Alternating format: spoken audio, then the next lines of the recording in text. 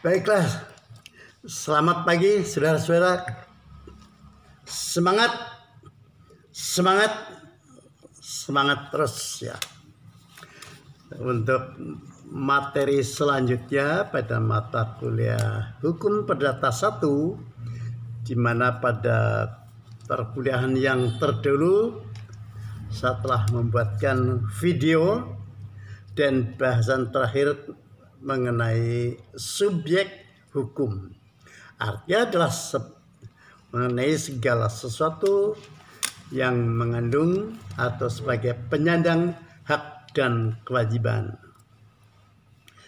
Ternyata bahwa subjek hukum tidak saja orang, tetapi juga badan hukum atau legal person atau rah person. Karena definisi hukum itu sendiri tidak ada keseragaman, sehingga di dalam mendefinisikan apa itu subjek hukum ataupun juga badan hukum, juga berbagai sarjana mengambil definisi yang berbeda-beda. Sekalipun mereka di dalam redaksinya tidak sama, namun terdapat banyak persamaan-persamaan sehingga sebenarnya maksudnya adalah sama. Misalnya, apa yang dikatakan sebagai badan hukum, misalnya menurut Utrecht. Ini seorang ahli hukum yang terkenal ya, aslinya dari Belanda dan banyak jasanya di Indonesia khususnya dalam bidang hukum. Utrecht mengatakan bahwa yang disebut dengan badan hukum adalah setiap pendukung hak yang tidak berjiwa. Setiap pendukung hak yang tidak berjiwa. Apa artinya di sini? Karena yang mempunyai jiwa atau roh itulah manusia. Tetapi dalam pergaulannya ternyata badan hukum itu dapat melakukan segala perbuatan berlaku seperti orang, sehingga inilah badan hukum.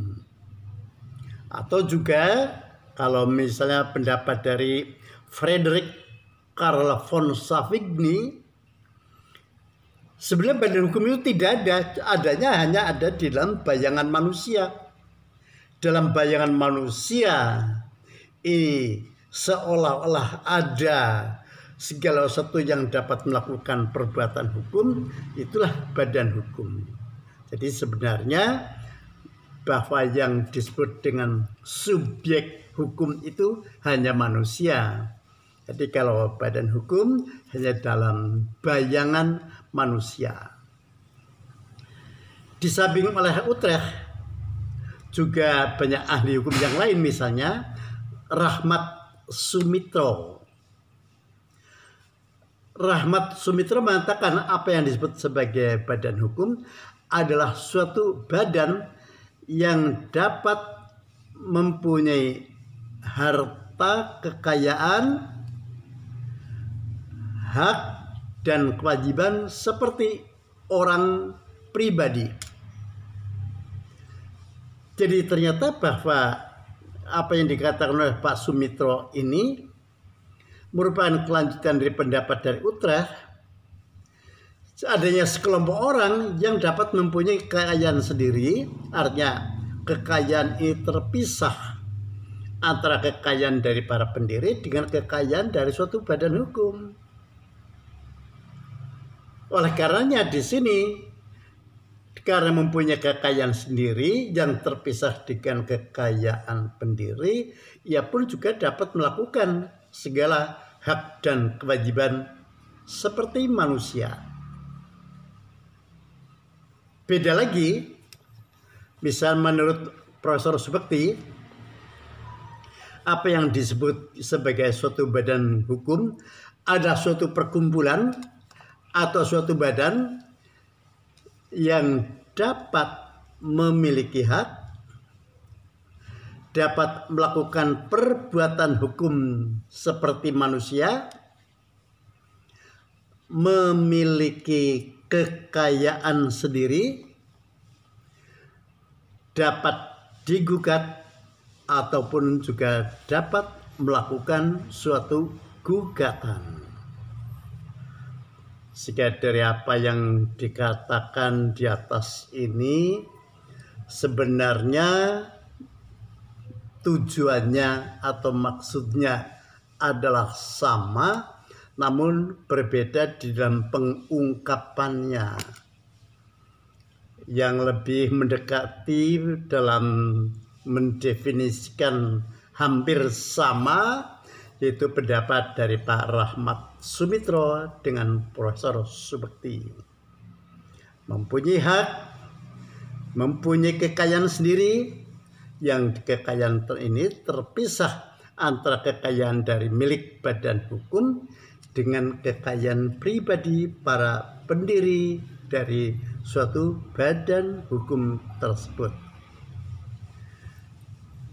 Suatu badan hukum ini kenapa juga disebut sebagai subjek hukum? Dikarenakan bahwa badan hukum ini merupakan sekumpulan orang. Ya, sekumpulan ya nggak mungkin satu, pasti lebih dari satu, 2 orang atau lebih. Sekumpulan orang mempunyai kekayaan sendiri, mereka adalah kekayaan terpisah dengan para pendiri dan juga melakukan hak serta kewajiban.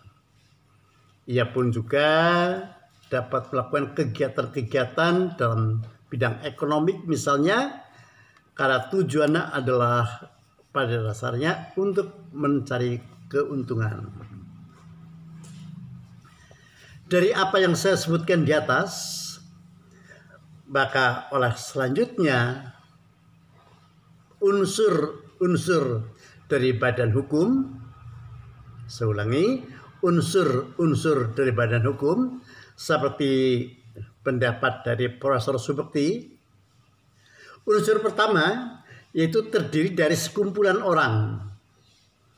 Jadi yang disebut badan hukum ini nggak mungkin hanya 1 orang. Paling sedikit 2 orang.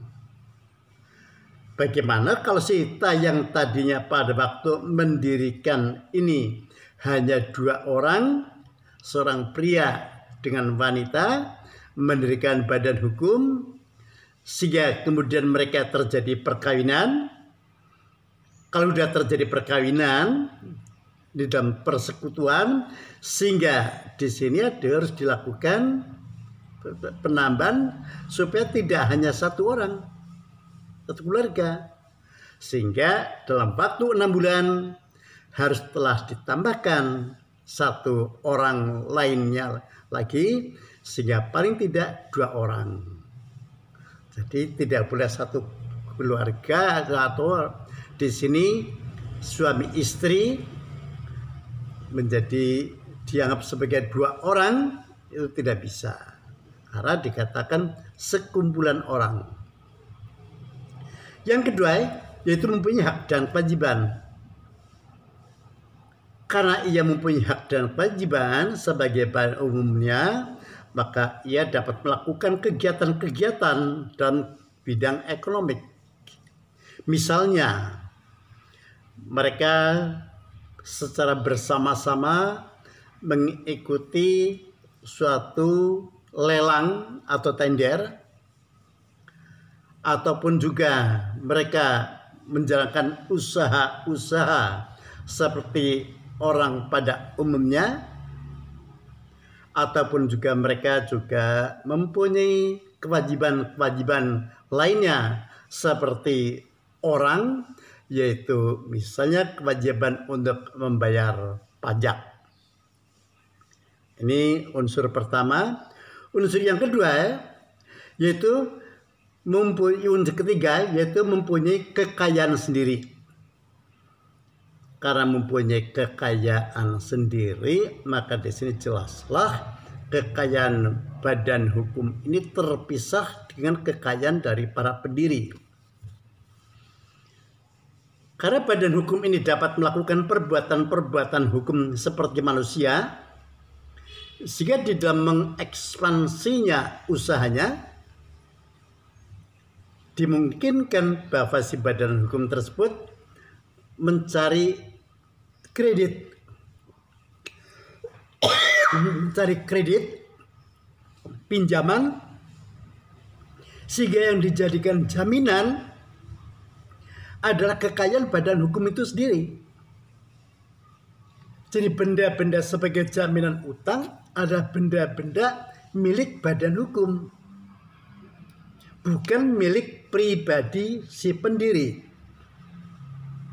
Kecuali misalnya si direksi mengajukan kredit dan setelah dapat ternyata untuk kepentingan pribadinya, sehingga di sini menimbulkan kelalaian karena terdapat beberapa utang, dimungkinkan ia nanti akan digugat oleh kepailitan. Maka di sini tidak hal yang mustahil kekayaan pribadi dari si direksi pun juga ikut disita untuk melunasi hutang-hutang badan hukum. Ini dikarenakan adanya, sering orang menyebutkan adanya konflik interest. Tetapi sepanjang para direksi ini menjalankan usahanya atas nama suatu badan hukum, dia telah melaksanakannya dengan hati-hati, juga dilaksanakan dengan benar sesuai dengan anggaran dasarnya, maka segala akibat ini menjadi akibat oleh badan hukum. Yang keempat, yaitu mempunyai pengurus, yang artinya pada awal didirikannya dari suatu badan hukum ini telah terlebih dulu disusun pengurusnya. Daripada bagian awal, yaitu adanya sekumpulan orang, bukan bertujuan hanya sekedar kumpul saja, tetapi mereka sekumpulan orang itu orang-orang yang mempunyai keahlian-keahlian tertentu. Misalnya si A ini ahli dalam hukum dalam bidang bisnis, si B ahli dalam masalah pembukuan, si C mempunyai keahlian dalam pemasaran, si yang lainnya ahli sangat teliti dalam bidang kontrol suatu produk. Ini mereka dimungkinkan akan bekerja sama, tujuannya adalah untuk mencari keuntungan, menambahkan, menutupi kebutuhan-kebutuhan bersama. Inilah artinya bahwa arti pengurus di sini sangat penting, karena sekaligus juga untuk menghindari terjadinya tumpang tindih dari suatu urusan. Dan yang kelima, yaitu dapat melakukan suatu perbuatan hukum di dalam lalu lintas hukum. Melakukan perbuatan hukum di dalam lalu lintas hukum artinya bahwa si badan hukum itu menjalankan usaha-usaha seperti yang dilakukan oleh suatu perseorangan pada umumnya, tapi di sini adalah dari sekelompok orang sebagai badan hukum. Misalnya dan menjalankan usaha suatu transportasi, ini pasti akan harus melibatkan banyak keahlian. Mereka yang ahli di dalam melakukan perbaikan-perbaikan, ahli bagaimana di dalam melakukan pengawasannya, keahlian pada rute-rute mana, di mana rute tersebut adalah termasuk rute yang baik. Dan unsur yang keenam yaitu dapat melakukan gugatan ataupun sebagai pihak yang tergugat. Sebagaimana subjek hukum yang lain, maka suatu badan hukum ini juga dapat digugat. Karena badan hukum yang digugat sudah tentu yang digugat di sini adalah si direksinya. Karena si direksinya ini bertindak untuk dan atas nama badan hukum dan juga telah ditentukan dalam perundang-undangan, misal dalam perseroan terbatas dalam Undang Nomor 40 tahun 2007. Maka salah satu kewajiban dari si direksi di sini bertanggung jawab baik di dalam maupun di luar pengadilan. Jadi yang digugat adalah orangnya, tapi orang tersebut orang misalnya sebagai direksi dari perusahaan apa yang didirikan berdasarkan akte notaris nomor sekian dan di mana alamatnya. Jadi disebutkan siapa si direksinya itu yang digugat ini. Dan karena direksi inilah yang sebenarnya banyak melakukan pelbagai kegiatan dalam menjalankan usaha bersama. Sehingga dalam pemahaman mengenai badan hukum lahirlah beberapa teori mengenai badan hukum. Yang pertama adalah teori fiksi yang tokohnya adalah Frederick Karl von Savigny. Savigny mengatakan bahwa apa yang disebut sebagai subjek hukum ini sebenarnya hanyalah orang. Karena subjek hukum orang inilah yang dapat melakukan pelbagai kegiatan dalam segala kegiatan di dalam lalu lintas hukum. Sebenarnya badan hukum itu tidak dapat dilihat. Yang dilihat itu adalah adanya sekelompok orang. Karenanya tidak dapat dilihat, maka badan hukum ini sifatnya abstrak. Yang konkretnya apa? Konkretnya inilah sekumpulan orang.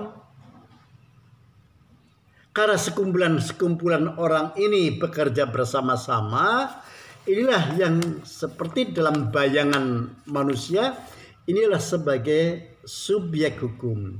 Jadi diciptakan dalam bayangan manusia, badan hukum melakukan kegiatan-kegiatan di dalam lalu lintas hukum seperti dilakukan oleh orang. Jadi sebenarnya bahwa badan hukum sebagai subjek sifatnya adalah abstrak, bukan hal yang konkret. Dengan adanya pendapat Savigny yang demikian, maka timbul reaksi untuk membantah dari pendapat dari Savigny, yaitu lahirlah dengan teori organ oleh Otto van Gier. Jadi lahirnya pendapat teori badan hukum sebagai subjek hukum oleh Otto van Gier ini merupakan reaksi dari pendapat dari Savigny. Artinya apa? Menurut Gier ini dia adalah bahwa badan hukum sebagai manusia benar-benar ada di dalam masyarakat. Benar-benar ada di dalam masyarakat. Melakukan kegiatan-kegiatan lainnya seperti dilakukan oleh orang pada umumnya. dengan melakukan kegiatan-kegiatan ini adalah sebetulnya bukan hal yang abstrak, tapi adalah konkret. Karenanya badan hukum di dalam membuat kehendaknya adalah melalui alat-alatnya, yaitu melalui pengurus dari badan hukum. Jadi terwujudnya ini adalah melalui pengurus-pengurus dari badan hukum. Dengan demikian bahwa apa yang menjadi putusan pengurus adalah merupakan putusan dari badan hukum. Dengan demikian maka tujuan dari suatu badan hukum adalah merupakan tujuan kolektif dari sekumpulan orang di dalam badan hukum itu. Oleh karenanya maka orang ya sebagai subjek hukum dan badan hukum terdiri dari sekumpulan orang, maka badan hukum adalah subjek hukum yang disebutkan oleh Otto van Gier. Teori yang lain mengenai badan hukum misalnya oleh Profesor Mayes. Mayes mengatakan bahwa teori mengenai kenyataan yuridis adalah merupakan penghalusan dari teori organ. Kenyataan yuridis merupakan penghalusan dari teori organ. Apa maksudnya di sini? Artinya adalah bahwa adalah merupakan suatu realitas atau suatu hal yang konkret, walaupun tidak dapat diraba atau tidak dapat dilihat, dan sebenarnya sekalipun ini merupakan suatu khayalan, tapi sebenarnya dilihat dari aspek hukum adalah merupakan suatu kenyataan yuridis. Dan untuk mempergunakan suatu badan hukum seperti manusia atau sifat-sifat lainnya, inilah sebenarnya hal yang konkret melekat pada suatu badan hukum. Dengan beberapa teori yang lain yang saya anggap penting sekali untuk saya ungkapkan di sini. Kalau dilihat dari segi aspek atau macamnya, maka badan hukum ini sebenarnya terdiri dari badan hukum publik dan badan hukum privat. Tapi sekaligus kalau negara bisa bertindak sebagai badan hukum publik, tapi juga sebagai badan hukum privat. Negara dalam menjalankan kekuasaannya untuk mengatur rakyat, mengatur masyarakat, bagian melindungi masyarakat, menciptakan kemakmuran masyarakat, itu adalah negara sebagai badan hukum publik. Tapi kalau negara misalnya menjalankan usaha-usaha pengangkutan atau usaha dagang lainnya, ini adalah merupakan kegiatan privat. Dengan demikian bahwa badan hukum publik ini pada dasarnya adalah negara. Di samping negara juga lembaga negara maupun daerah-daerah otonom maupun juga departemen-departemen maupun non-departemen. Dengan demikian badan hukum ini dibentuk oleh pemerintah. Badan hukum ini dibentuk oleh pemerintah dan diberi wewenang menurut hukum publik. Dan bagaimana badan hukum privat.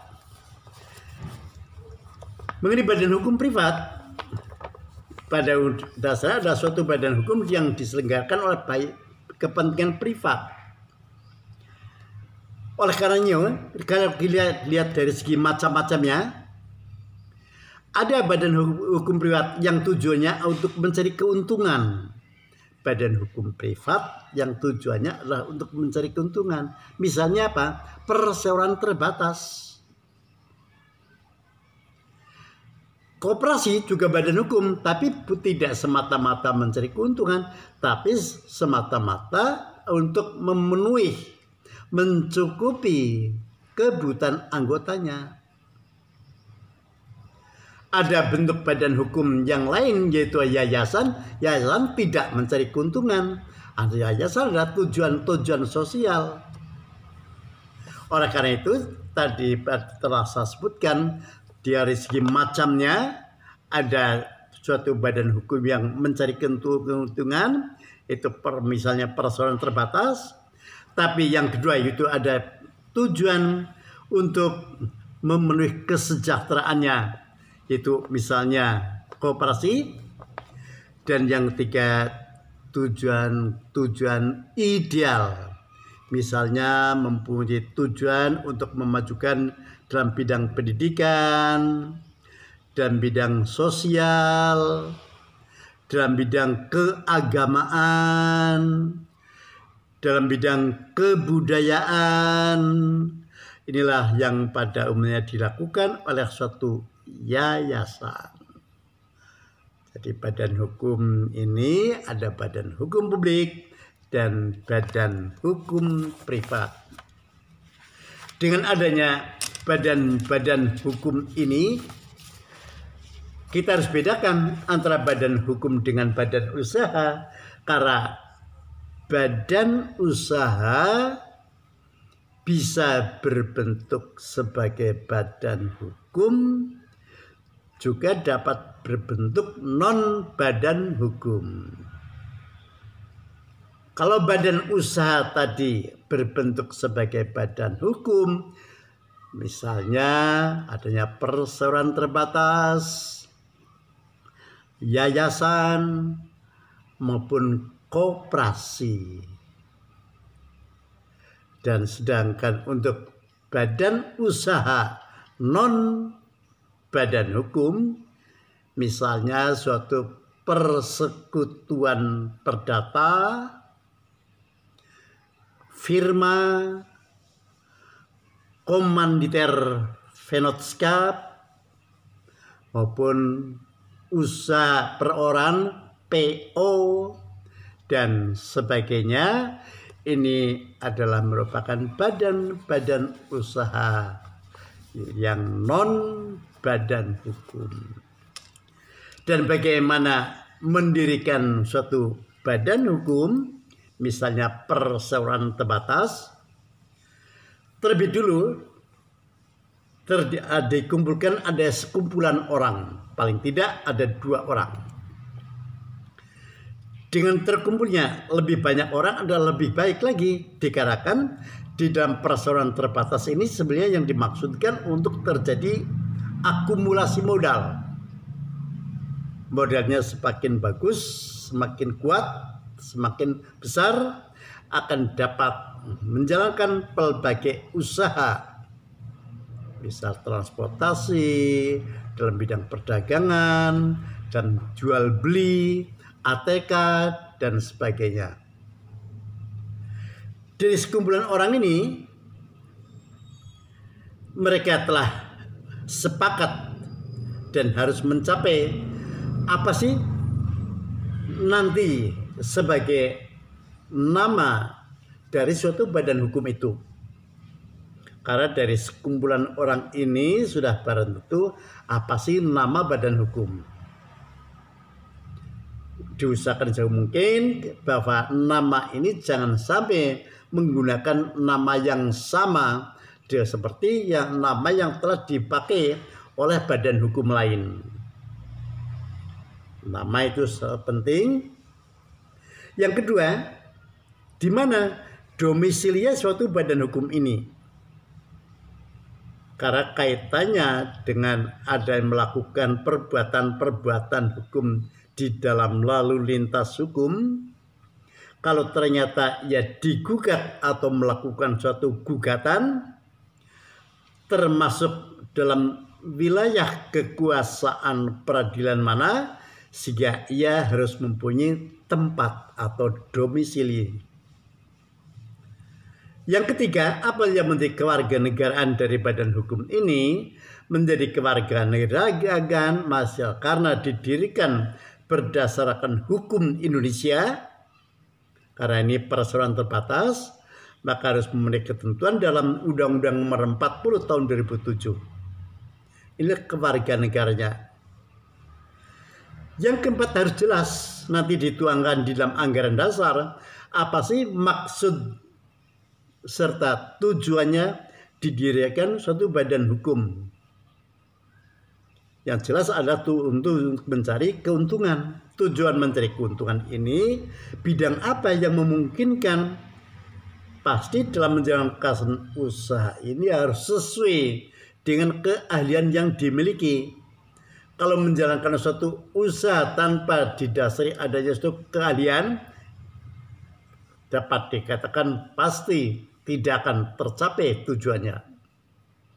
Sedangkan sudah diperhitungkan didasarkan keahliannya, itu saja kadang-kadang dalam menjalankan usaha pasti ada waktu tertentu untuk siap tidak menerima keuntungan. Terlebih kalau suatu produk untuk memperkenalkan dari produk tertentu ini butuh waktu untuk dipromosikan sehingga produknya nanti dikenal oleh masyarakat. Yang kelima, menghindari terjadinya tumpang tindih antara pengurus yang satu dengan pengurus yang lain, maka di sini harus ada struktur dari badan hukum. Bagaimana dalam struktur ini? Tempatkanlah orang sesuai dengan keahliannya.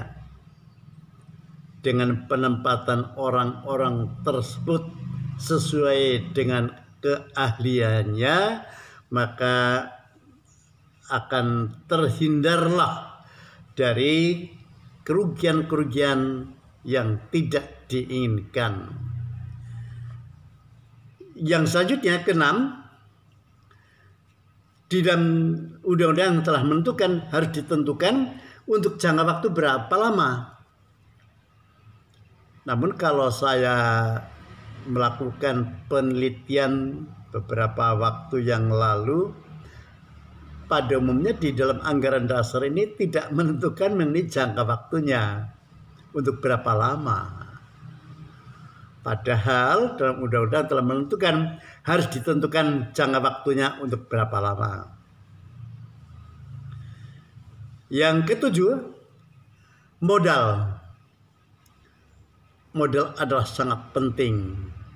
Seperti disampaikan oleh Profesor Herman Raja Guguk, modal ini diibaratkan sebagai darah dalam tubuh manusia. Darah begitu saja orang meninggal, apalagi di sini kalau ternyata kurang darah akan lesu di dalam menjalankan usahanya. Itulah modal. Di mana modal ini meliputi adanya modal dasar, yaitu yang ditentukan dalam anggaran dasar. Berapa sih modalnya? Ada modal yang harus disetor dalam kas dari badan hukum, sehingga di sini untuk melakukan aktivitas-aktivitasnya harus ada modal. Yang ketiga, ada modal yang ditempatkan. Jadi berapa modal yang ditanamkan, berapa yang ditanggung oleh masing-masing para pendiri, dan berapa yang harus telah di-store. Inilah mengenai modalnya. Karena tujuan dari mendirikan suatu badan hukum ini adalah untuk mencari keuntungan, sehingga pada tahap awal yang ini juga dirumuskan di dalam anggaran dasar, bagaimana pembagi keuntungan. Ya sudah barang tentu tidak seluruh keuntungan ini akan dibagi rata, tidak. Nanti ada sebagian modal yang disisihkan sebagai dana cadangan, atau berapa persennya lagi untuk nanti penambahan modal, dan untuk menjaga kemungkinan lainnya, baru sisanya ini baru akan dibagikan. Yang besar kecilnya dari dividen ini tergantung pada besar kecilnya saham dari masing-masing pihak, masing-masing para pendiri. Jadi di awal sudah diatur demikian, diharapkan nanti tidak akan terjadi sengketa di dalam pembagian keuntungan. Dan yang ke-8, ini sangat penting sekali adanya organ dalam badan hukum. Organ dalam badan hukum meliputi, pertama adalah direksi. Kedudukan direksi demikian pentingnya karena untuk menjalankan usaha ini harus dilakukan orang yang mempunyai keahlian dalam bidangnya. Tidak ada keahlian yang dimilikinya, ya perusahaan tersebut mungkin berkembang tapi demikian lambat atau bahkan bangkrut. Karena keahlian ini sangat penting, sehingga haruslah di sini dia akan duduk menjalankan usaha dia sebagai direksi. Di samping direksi adalah komisaris. Komisaris inilah yang tugasnya melakukan pengawasan yang dilakukan oleh si direksi. Apakah si direksi ini telah melaksanakan kegiatan tersebut, menjalankan usahanya dengan baik-baik, dilakukan secara hati-hati, ataukah tidak? Inilah kewenangan dari si komisaris.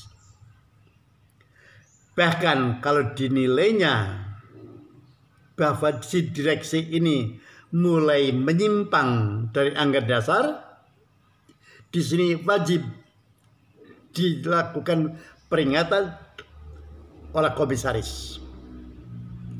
Bahkan lebih jauh lagi, komisaris dapat memberhentikan sementara kepada si direksi sampai dilakukannya rapat umum pemegang saham. Dalam RUPS inilah si direksi yang dianggapnya melakukan kesalahan diberikan kesempatan untuk melakukan pembelaan diri. Sehingga nanti bagaimana pendapat RUPS inilah yang harus ditaati baik oleh komisaris maupun direksi. Jadi organ yang ketiga adalah rapat umum pemegang saham. Inilah organ yang mempunyai kekuasaan yang tinggi atau kekuasaan yang tidak dimiliki oleh lembaga-lembaga yang lain. Kesembilan juga dirumuskan bagaimana nanti dalam perubahan dari suatu anggaran dasar. Ini sangat kaitannya nanti dalam penyelenggaraan dari rapat umum pemegang saham. Dan yang terakhir yaitu mengenai pembubaran dari suatu badan hukum. Karena didirikannya badan hukum ini adalah untuk jangka waktu tertentu, sehingga di sini bagaimana pembubaran dari suatu badan hukum. Kalau kita perhatikan dalam pasal 46 WVK bisa dikatakan karena waktunya telah berakhir. Karena waktunya telah berakhir, Dan setelah diselenggarakan rapat umum pemegang saham ternyata tidak diteruskan, ini berarti berakhir. Atau bahkan juga apabila kita perhatikan pada pasal 46 ayat 2 KUHD, apabila badan hukum ini telah mengalami kerugian sampai 75%, kerugian sampai 75%, maka akan berakhir. Tapi menurut saya kerugian 75% ini tidak berarti berakhirnya dari suatu badan hukum. Karena kerugian ini kan menyangkut materi mengenai kekayaan dari badan hukum. Dengan adanya kerugian-kerugian ini terlepas dengan badan hukum.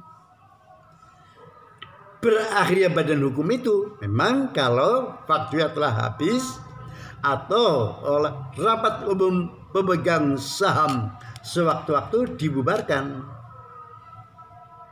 Kalau badan hukum ini berupa suatu perseroan terbatas, maka berakhirnya dari suatu badan hukum harus sesuai dengan ketentuan yang diatur dalam Undang-Undang Nomor 40 Tahun 2007. Dengan ada keputusan rapat umum pemegang saham, maka berakhirlah badan hukum itu.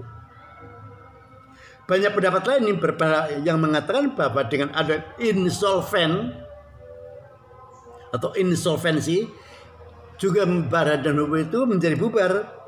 Menurut saya belum bubar. Artinya apa? Bahwa dengan keadaan insolven ini bahwa badan hukum tersebut gagal bayar, tidak sanggup bayar. Dengan tidak sanggup bayar terhadap utang-utangnya, maka di sini harus mulai gugatan pailit. Dengan adanya putusan pailit ini pun belum bubar badan hukum itu. Pailit ini juga terhadap kekayaan dari satu badan hukum. Bubarnya harus didasarkan pada Undang-Undang Nomor 40 Tahun 2007 atau didasarkan perundang-undangan. Maka dengan demikian berakhirlah dari suatu badan hukum, sehingga sekarang kita dapat membedakan